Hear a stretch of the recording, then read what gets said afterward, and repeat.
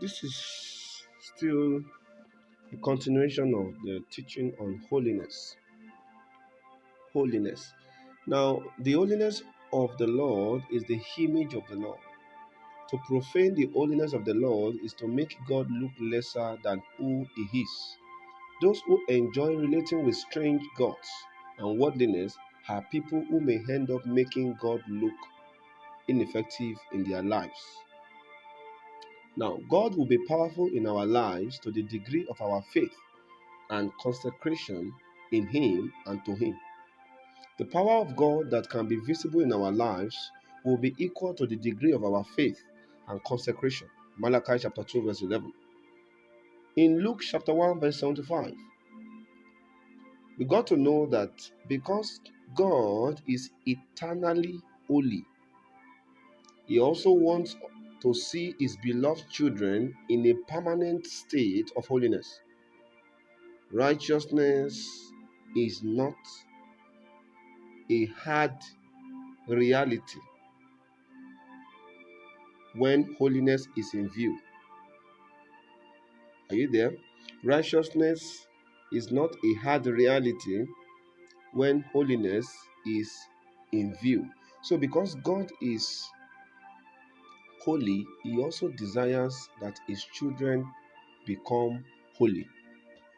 So, when holiness becomes a possibility, then righteousness becomes easy. The moment holiness becomes a possibility in our lives, righteousness becomes easy. Um, Holiness is God's own nature. So anyone you see living in holiness is someone who have by grace encountered God's nature to that point where he can put it on as a cloth. Holiness is God's nature. So when you see people living in holiness, what it means is that they have by grace been empowered to put on that nature as a cloth. The same way we put on clothes, we can also put on the holiness nature of God. It's like a garment, a spiritual garment that is only meant for the children of God. Act 3, verse 12. You can see that there. Now, the spirit of holiness is a powerful spirit. That is why living in holiness alone is protection. Because the spirit of holiness, which you have yielded sufficiently to, will ensure that no harm comes near you. This is why many battles will be fought on your behalf, yet you may not be aware. The spirit of holiness can also make declarations. He is the announcer of our new position in God through Jesus' sacrifice. You can see that in the book of Romans, chapter 1, verse 4. In the book of Romans, chapter 6, verse 19, the Bible reveals that servanthood can be a blessing and it can be a curse. It can be a blessing and it can also be a curse. It all depends on who we serve. Those who serve sin are under the curse, while those who are servants to righteousness, you know, while those who are servants to righteousness, which will later bring them into a state of holiness, are blessed. If you are a servant to sin, you are under a curse. But if you are a servant to holiness, meaning if you are under the government, if you are under the rulership of God's holiness, you are blessed.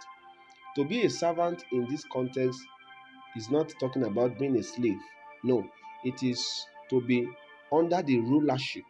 Are you there? So to be a servant to sin means you are under the rulership of sin, and that is a curse. But to be a servant to holiness means you are under the rulership of God's holiness. If you are under a curse or a blessing, it will all be determined by who you serve. Who you serve defines what your life will attract. I hope you get that. Romans chapter 6 verse 22 reveals that Serving God empowers you to bear fruits in holiness. Holiness will then become the only word that can qualify and describe the kind of fruit you bear.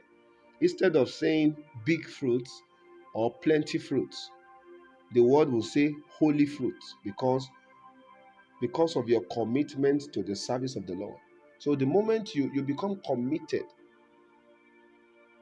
the moment your life begins to bear the fruit of holiness, the best way the world will describe whatever is coming out of you is holiness, because your life is bearing fruits in holiness. 2 Corinthians chapter 7 verse 1. Holiness is perfected by the fear of God. This simply means that the fear of God is what verifies holiness. You can't claim to be holy without the fear of God. This is because holiness is perfected and revealed in the fear of the Lord. Ephesians chapter 4 verse 24. The new man, that's our new identity as we surrender to Jesus. The new man is the proof that our holiness is genuine. It is impossible to display true holiness when you have not put on the new man, which only comes through salvation. And that will define our born again experience. So, one of the proof that we are holy is that we have put on the new man.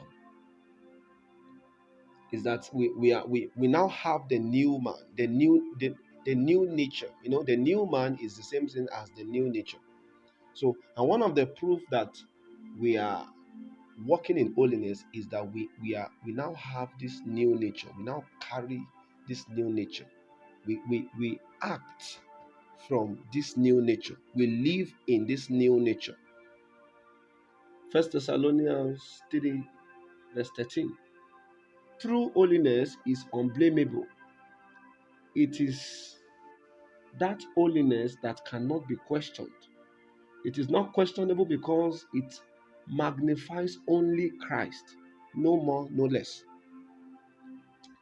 Also, in 1 Thessalonians chapter 4, verse 7, the Bible reveals that if holiness is a calling, then it means that holiness is a ministry. It is a ministry that God expects all, his children to operate in. We have been called unto holiness. Our faithfulness here is important. Every child of God is called unto holiness. We are called to function effectively in the ministry of holiness. 1 Timothy chapter 2 verse 15. There the Bible reveals that holiness brings salvation, salvation from eternal damnation. Some people will miss the opportunity to spend an eternity with the Lord because they failed to continue in holiness.